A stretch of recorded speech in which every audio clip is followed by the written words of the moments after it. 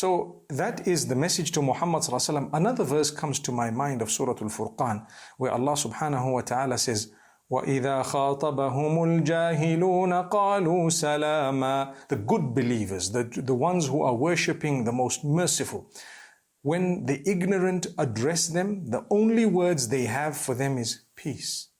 Peace. It's okay. They swear you, peace. They accuse you, peace.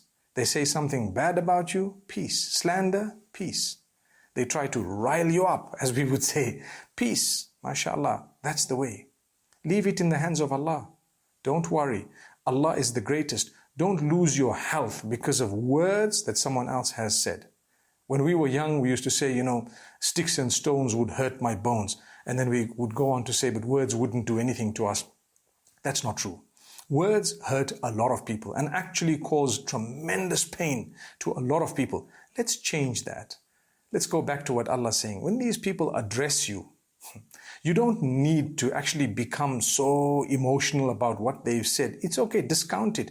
They're showing themselves and their own level, not yours. They're stooping to a very low level.